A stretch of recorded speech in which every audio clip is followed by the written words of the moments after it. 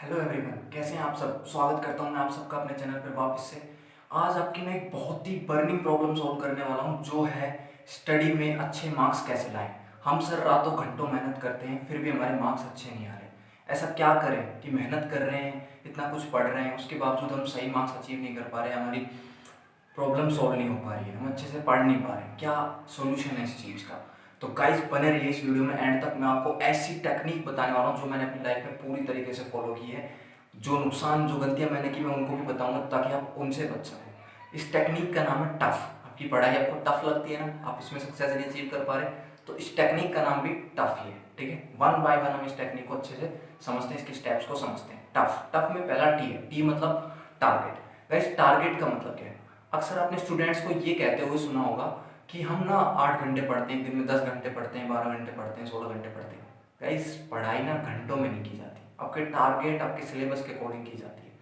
क्या एग्जामिनर आपको इस बेस पे मार्क्स देता है कि यार इस बच्चे ने 10 घंटे पढ़ाई की, चलो इसको ज़्यादा मार्क्स देते हैं, इसको इसने 12 की इसको और ज़्यादा देते हैं, इसने 8 ही की इसको कम देते हैं, ऐसे मार्क्स देता है? नहीं, वो इस बेस पे मार्क्स देता है कि आपने एग्जाम में क्या लिखा है। और क्या लिखा है वो इस बात पर डिपेंड करता है कि आपने अपने टॉपिक्स को पूरा किया है या नहीं, कि आपने पूरी पढ़ाई कंप्लीट की है या नहीं, कि अच्छे से की है या नहीं, कि इस बात पर डिपेंड करता है वो। तो गाइज आपको घंटों में पढ़ाई नाप के नहीं करनी है, आपको पढ़ाई का पैटर्न बदलना होगा। कैसे? आपको अपने टारगेट के अकॉर्डिंग पढ़ाई करनी है, जिसमें पहला पॉइंट क्या है समझते हैं कि कैसे टारगेट के अकॉर्डिंग पढ़ाई की जाती है। फॉर एग्जाम्पल मान लीजिए आपके पास अपने एग्जाम के लिए 120 दिन है, आपने कैलकुलेट कर लिया छुट्टियाँ वगैरह हटाकर सब कुछ। ठीक है, 120 दिन है। अब आप उसमें से 30 दिन को अलग कर दीजिए, फुल रिवीजन और बाकी प्रॉब्लम्स जो अननेसेसरी आ जाती हैं उनके लिए छोड़ दीजिए 30 दिन को। मतलब अब आपके पास 90 दिन है। अब आप अपनी एक बुक लिए, उस बुक के चैप्टर देखिए। मान लो उस बुक में 15 चैप्टर है, तो 90 दिन 15 चैप्टर डिवाइड करूँ कितना है? 6।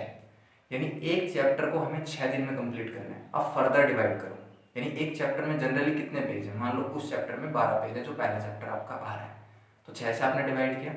2 पेज पर डे पढ़ने हैं, यानी कितना सिंपल हो गया कि इस बुक में मुझे 2 पेज पर डे पढ़ने हैं। इसी तरह आपने सारी बुक्स को कैलकुलेट किया। मान लें किसी में मान लो पेज वाइज नहीं होता, किसी में एक्सरसाइज वाइज हो सकता है, जैसे मैथ में एक्सरसाइज वाइज होता है। ठीक है, किसी और सब्जेक्ट में कुछ और चीज़ हो सकती है, उस हिसाब से आप उसको डिवाइड कर सकते हो, वो डिपेंड करता है। ठीक है, तो इस तरीके से आपने जनरली कैलकुलेट किया कि आपको 10 से 12 पेज टोटल मिला के सभी सब्जेक्ट में पढ़ने हैं पर डे के हिसाब से, जो आपका टारगेट है। तो अब आपको ये क्लियर है कि अगर आप इस स्पीड से जा रहे हो तो आप 30 दिन पहले ही अपना सब कुछ कंप्लीट कर लोगे, और 30 दिन में आप उसे कितनी बार रिवाइज कर सकते हो आप इमेजिन भी नहीं कर सकते। बिल्कुल डेफिनेट बोल रहा हूँ, बहुत बार रिवाइज कर सकते हो। मैंने खुद किया है। एक क्लास के सिलेबस को मैंने 15-15 बार एक साल के अंदर रिपीट किया अपने एग्जाम से पहले। ठीक है गाइज, तो आपको इस तरीके से टारगेट वाइज पढ़ाई करनी, घंटे में नहीं। अब इससे फर्क नहीं पड़ता कि आपका अगर टारगेट 10 पेज का जो है वो अगर 12 घंटे में पूरा हो तो 12 घंटे पढ़ना है, 6 घंटे में पूरा हो रहा है तो 6 घंटे पढ़ना है। हाँ ये है कि अगर 6 घंटे पूरा होगा तो 1 घंटा और एक्स्ट्रा है, दोबारा रिवाइज कर सकते हो। ठीक है, इस तरीके से आप चल सकते हो। ये है पहला पॉइंट, टफ का टी। अब आते हैं टफ के ऊपर, ओ यानी ऑफ। यानी अब हम अपनी पढ़ाई को ऑफ कैसे करें, हम अपने दिन को ऑफ कब करते हैं? जनरली हमारा एक रूटीन होता है, कब ऑफ करते हैं हम अपने दिन को? किसी को कोई 9 बजे सोता है, कोई 10 बजे, कोई 11 बजे, किसी की अपनी अपनी सबकी रूटीन है, आदत है, या फिर जब लोग थक जाते हैं तब सो जाते हैं। नहीं गाइस, ये भी कंप्लीटली रॉन्ग अप्रोच है। इस अप्रोच के थ्रू आप नहीं चल सकते अगर आपको स्टडी में कुछ अच्छा करना है तो। आपकी अप्रोच क्या होनी चाहिए? आपकी अप्रोच ये होनी चाहिए, जब मेरा काम खत्म हो जाएगा तब मैं सोऊंगा। ठीक है, तब मैं ऑफ करूंगा, तब तक मैं ऑफ नहीं कर सकता। ठीक है, जनरली लोग ऑफ तब करते हैं जब वो थक जाते हैं। आपको ऑफ कब करना है? जब आपका टारगेट अचीव हो जाएगा, जो कि मैंने पिछले पॉइंट में कहा कि 10 घंटे में पूरा हो रहा है तो 10 घंटे, 12 घंटे पूरा हो रहा है तो 12 घंटे। अब इसके लिए आपको एक्स्ट्रा जानना पड़ सकता है। और आप बोलोगे सर एक्स्ट्रा इस तरीके से तो कैसे चलेगा? देखो भाई, अगर कुछ एक्स्ट्रा अचीव करना है तो एक्स्ट्रा करना भी पड़ेगा, सिंपल सी बात है। अब आते हैं हम तीसरे पॉइंट पर, जो कि है यू। तो यू मतलब होता है अंडरस्टैंड। जनरली हम क्या करते हैं, जब भी हमें कोई चीज़ पढ़नी होती है, याद करनी होती है, तो हम क्या करते हैं? हम उनको क्रैम करते हैं, रटते हैं। क्रैमिंग में हम बहुत ज़्यादा फोकस करते हैं, हम रटने की कोशिश करते हैं चीज़ों को। देखो कुछ चीज़ें शायद आपको रटनी भी पड़े, हालांकि वो भी नहीं रटनी पड़ेगी। मैं इसी टेक्निक के लास्ट में एक चीज़ बताने वाला हूँ जिससे आप समझ जाओगे उनको भी कैसे क्लियर करना है। ठीक है गाइस, तो आपको ना रटना नहीं है, आपको चीज़ों को अंडरस्टैंड करना है। क्योंकि जब आप रटते हो ना तो आपका माइंड कंफ्यूज हो जाता है डिफरेंट टॉपिक्स में, टाइम पे आप उन चीज़ों को याद नहीं कर पाते। ठीक है, पहला पॉइंट आपको कंफ्यूज हो जाता है, दूसरा आप टाइम पे उन चीज़ों को याद नहीं कर पाते, और आपकी माइंड की एफिशिएंसी डिक्रीज हो जाती है, कैपेसिटी जो होती है लर्निंग की वो डिक्रीज हो जाती है। ठीक है, अगर आप वहीं दूसरी तरफ अंडरस्टैंड करते हो तो आपका माइंड बिल्कुल क्लियरिटी पा लेता है टॉपिक्स पे। पकड़ पा लेता है। जब भी आप चाहते हो तब आपको चीज़ें याद आने लगती हैं, ठीक है। दूसरा, आपके माइंड की एफिशिएंसी भी इंक्रीज होती है जब आप अंडरस्टैंडिंग से करते हो। तो माइंड को आप डेली कमजोर बना रहे हो रट रट के, इस तरीके से नहीं कर रहे हैं। अब आप बोलोगे सर कुछ चीज़ें तो ऐसी हैं जो उनको कैसे अंडरस्टैंड करें, जैसे भाई कोई युद्ध है, कब हुआ था उसका ईयर कोई अंडरस्टैंड करने की चीज़ है, बिल्कुल ऐसी चीज़ें अंडरस्टैंड करने की नहीं होती है, मैं बिल्कुल समझता हूँ। तो ऐसी चीज़ों को कैसे याद करना है, ऐसी चीज़ों को फनी और ट्रिकी बना के।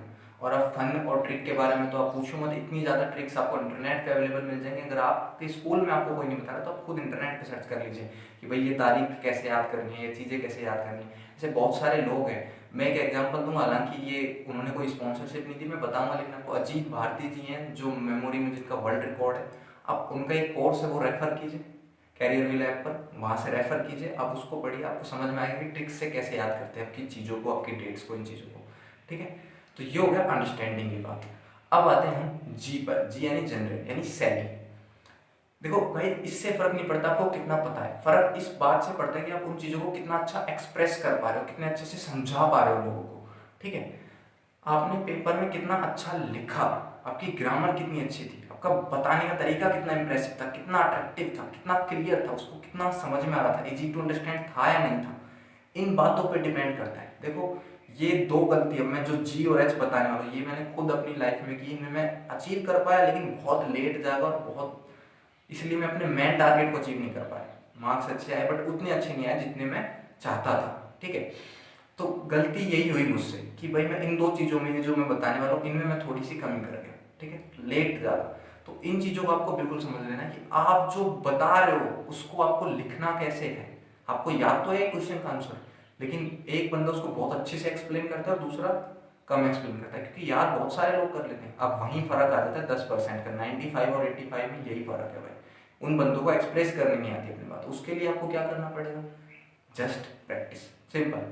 कि आपने एक चैप्टर याद किया, आप उसके क्वेश्चंस की प्रैक्टिस करो, उनका आंसर्स लिखो भाई, बिल्कुल लिखो, ठीक है। उनके आंसर्स लिखो, बोलने से या दिमाग में सोचने से पार बिल्कुल नहीं पड़ेगी, लिखो, नोट्स बनाओ, कोशिश करनी पड़ेगी। आपको लगता है टाइम कम है, मैं जानता हूँ कम है, लेकिन अगर आपने ये गलती कर ली, इस टाइम का बहाना ले लिया, तो आप सोच लो, आप 95 का अगर टारगेट है तो आप 85 पे रह जाओगे। मैं मार्क्स को प्रेफर नहीं कर रहा हूँ इसमें, लेकिन सीखने की तो बात है ना, सीखना भी तो जरूरी है। तो उस, क्योंकि लाइफ में भी आप कहीं भी जा रहे हो, आप कितना भी बताओ उससे कोई फर्क नहीं पड़ता, आप एक्सप्रेस कितना कर पा रहे हो, वो स्किल यहीं से सीखी जाती है वैसे, ठीक है। तो करना क्या है आपको, प्रैक्टिस करनी, आप प्रैक्टिस करो, उनको असेस करो, फिर कुछ चेक करो कि मैंने कितने अच्छे से बोला, अच्छा इसमें मैंने कोई ये लाइन नहीं, इस तरीके से ग्रामर को यूज करना था, अच्छा इस प्रकार के वर्ड यूज करता तो ज़्यादा इंप्रेशन पड़ता। अपने टीचर से पूछो, ठीक है, किसी और से असेस करवाओ उन चीज़ों को, इससे फर्क पड़ेगा। जैसे जैसे आप प्रैक्टिस करोगे आपकी शैली सुधरती जाएगी, ठीक है। प्रैक्टिस का कुछ रखो, जैसे आपने टारगेट जब डिवाइड किया तो 10-12 पेज दिन का है, 10-12 पेज पढ़ने में क्या पूरा दिन लग जाएगा आपको, यार 4 घंटे से ज़्यादा नहीं लगेंगे 10-12 पेज पढ़ने में, ठीक है। तो बाकी एक दो घंटा अपना प्रैक्टिस के लिए भी रखो, ठीक है। अगर आप रखोगे तो आपकी जनरल सुधरेगी, शैली सुधरेगी, तो आप बहुत ही ज़्यादा आगे बढ़ पाओगे। Last but not the least, बहुत इंपॉर्टेंट पॉइंट है, स्कूल एजुकेशन की अगर हम बात कर रहे हैं तो एच यानी हैंड राइटिंग, भाई स्कूल एजुकेशन में इसका बहुत ही मोस्ट इंपॉर्टेंट रोल है। मैंने इस चीज़ को कंप्लीटली इग्नोर कर दिया था कि यार मुझे अच्छा पता है तो हैंड राइटिंग की क्या ज़रूरत है।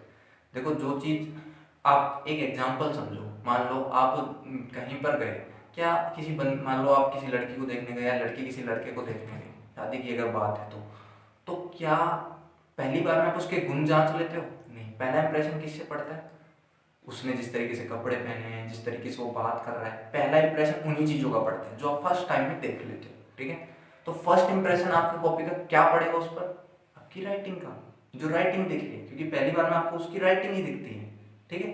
तो राइटिंग बहुत इंपॉर्टेंट है, इस राइटिंग को सुधारो, अब भी सुधार लो, टाइम है, जल्दी से जल्दी किसी से भी सीखो। हैंड राइटिंग के छोटे मोटे कोर्स भी मिल जाएंगे, यूट्यूब पे देखो, किसी की टेक्निक सर्च करो, ठीक है। बट हैंड राइटिंग सुधारो, कैसे भी सुधारो भाई, ठीक है। तो ये टफ टेक्निक जिसको मैंने आपको अभी एक्सप्लेन किया, क्विकली हम रिवाइज कर देते हैं, इसको समराइज कर देते हैं।